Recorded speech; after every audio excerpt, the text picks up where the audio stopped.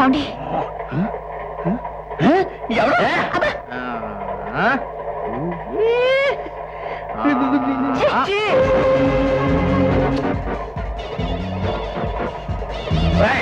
వాడిని చూసుకోండి.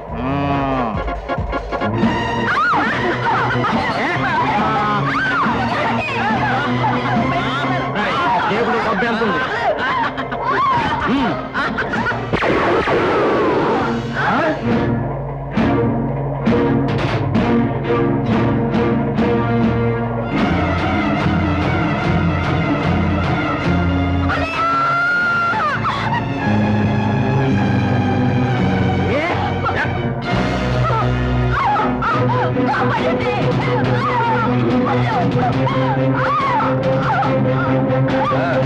మర్యాదగా రేవాళ్ళు రేటు పడాయి, లేకపోతే అమ్మాయి ప్రాణం తీస్తాను.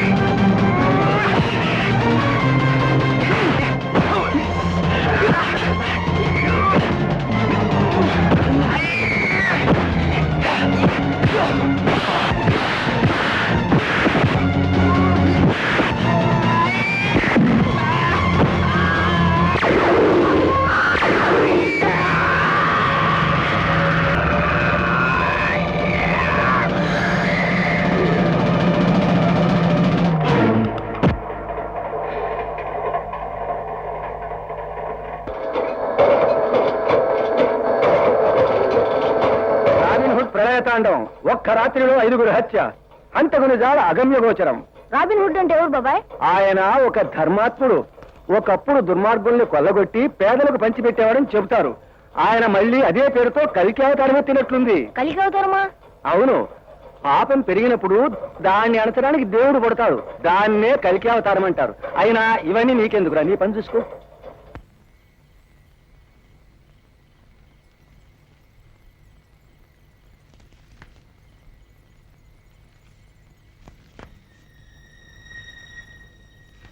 ఈ దేశ ప్రజలు ఎంత మాయకత్వంలో మునిగిపోయారు. ఒక హంతకుణ్ణి మహానుభావుడైన రాబిన్ హుడ్తో పోలుస్తున్నారు. వాళ్ల ఊహ తప్పని ఎలా చెప్పాలి? నా చెల్లిని తల్లిని నాకు కాకుండా చేసిన ఆ రాక్షసుల్ని చంపుతూ ఒక్కొక్క చావుకి వచ్చే 100 సార్లు చస్తున్న నేను ఒక మామూలు మనిషిని.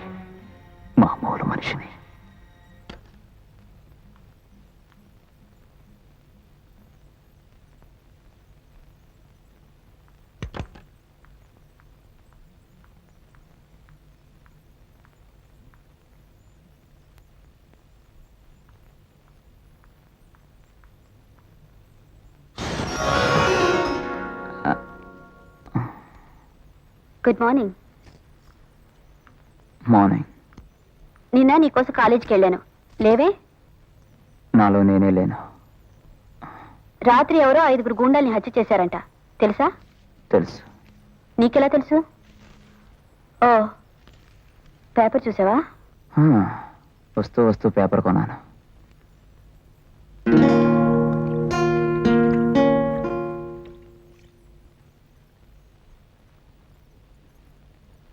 అది చదివేసి ఇంతకు ముందే పడుకున్నాను.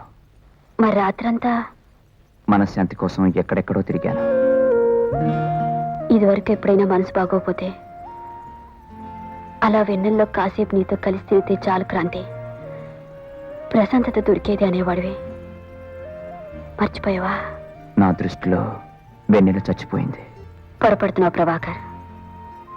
వెన్నెల అజరామరమైనది. కాసేపు కారు మబ్బులో కూరుకుపోయి అది కనిపించకపోవచ్చునేమో కానీ పూర్తిగా లేకుండా పోనే పోదు. గాలి వీస్తుంది, మబ్బులు తొలగిపోతాయి, వెన్నెల మళ్ళీ వెళ్ళి విరుస్తుంది. వీచిన పెనుగాలికి తట్టుకోలేక వెన్నెల చంద్రుణ్ణి విడిచి వెళ్ళిపోయింది క్రాంతి. ఇప్పుడు చంద్రుడు చైతన్యం లేని కఠిన శిలగా మారిపోయాడు.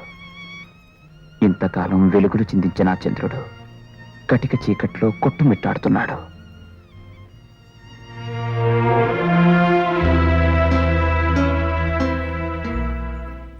నన్ను క్షమించు క్రాంతి. శాంతి మరణం నాలో కలతలు రేకెత్తించింది. నా జీవితానికి గమ్యం లేదు క్రాంతి. రగిలే నా హృదయంలో ప్రేమ వాడిపోయింది, మమత వాడిపోయింది. కక్షకు ప్రతిబింబంగా నిలిచిన నన్ను మర్చిపోమ్మని నీకెలా చెప్పను క్రాంతి, ఎలా చెప్పను? ఇదిగో సీతాపతి, నీ ఇల్లు అమ్మగా 50,000 వచ్చింది. ఈ డబ్బు తీసుకెళ్లి మీ అమ్మాయి పిల్లలు బాగా జరిపించు. అలాగే బాబు, మీరు చేసిన సహాయం మర్చిపోలేను. చిన్న రోజులు బాగలేవు, డబ్బు జాగ్రత్త. అలాగే బాబు, ఇక నేను సెలవు తీసుకుంటాను.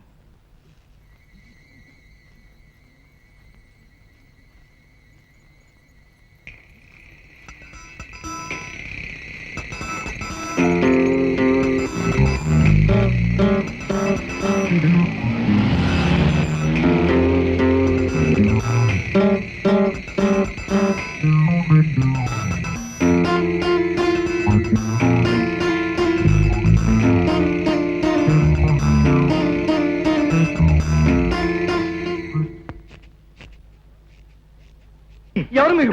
ఏమిటిది? ఏమిటి అన్యాయం? ఎవరు? వదలండి, నన్ను వదలండి, వదలండి, కాపాడండి, నన్ను వదలండి.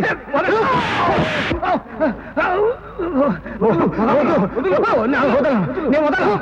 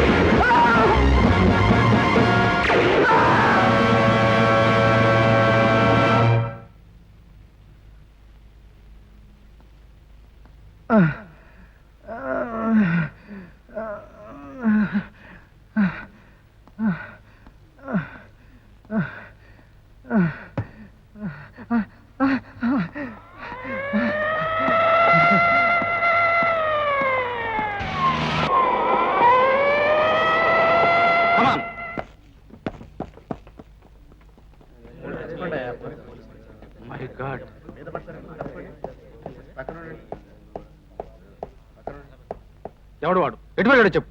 నాకేం తెలియదు సార్. వీళ్ళు కొట్టిన దెబ్బలకు నాకు స్పృహ తప్పింది. కళ్ళు తెరిచి చూసేసరికి నా పెట్టి నా పక్కనే ఉంది. వీళ్ళంతా చచ్చిపడి ఉన్నారు. ఇంతకన్నా నాకేం తెలియదు సార్. సార్, వాళ్ళ ముగ్గురు మన పాతగడీలే సార్. ఓహో, ఇదంతా రాబిన్ హుడ్ గాడి పని అంటూ. రాబిన్ హుడ్ పిస్తోల్కు మరో ముగ్గురు గూండాలు హరి. హలో ప్రభాకర్, ఈ హాట్ న్యూస్ విన్నావా? రాత్రి ముగ్గురు గూండాలకు రాబిన్ హుడ్ టికెట్ ఇచ్చేశాడు.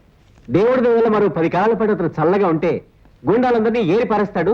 దేశం గ్యారంటీగా బాగుపడుతుంది. మొత్తానికి చావు కబురు చల్లగా చెప్తున్నారు. ఎవరిని చంపుకుంటారు సార్? భూతంగా వాడు నిమిషానికి ఒక చోట ప్రత్యక్షం అవుతుంటే. మన మంత్రి గారి కనెక్షన్ ఇవ్వు.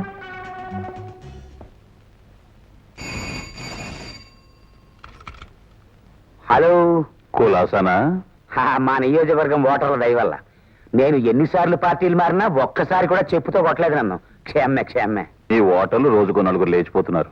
ఇలా అయితే నెక్స్ట్ ఎలక్షన్ లో మీ పని అమ్మమ్మ ఎంత మాట అనేశారు. జోక్ చేసానులేండి. కానీ ఒక్క విషయం మాత్రం నిజం. దేశం నిజంగా బాగుపడింది అనుకోండి, మీకు పుట్టగతులు ఉండవు. నేను అదే బాధపడుతున్నాను. సరే, ఆ రాబిన్ హుడ్ గారి విషయం పోలీస్ కమిషనర్ తో సీరియస్ గా చెప్తానులేండి. ఓకే. హలో, పోలీస్ కమిషనర్ వెంటనే కలుపు. అలాగే సార్. హంతకుల్ని పట్టడంలో అందవేశం చేయగా ప్రసిద్ధి చెందిన ఇన్స్పెక్టర్ ఆత్మారావుని ఈ పనికి డిప్యూట్ చేస్తాను. అవును sir, inspector Atmaram. Come on mister Atmaram, నీకోసమే ఎదురు చూస్తున్నా. Coming sir. అవరి sir, I'm fine sir.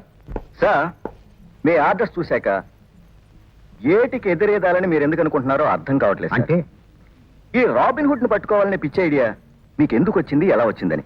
What you mean? I mean, మనం చేయాల్సిన పని అతను చేస్తున్నాడు. పైగా చాలా చక్కగా పద్ధతిగా చేస్తున్నాడు. చెయ్యని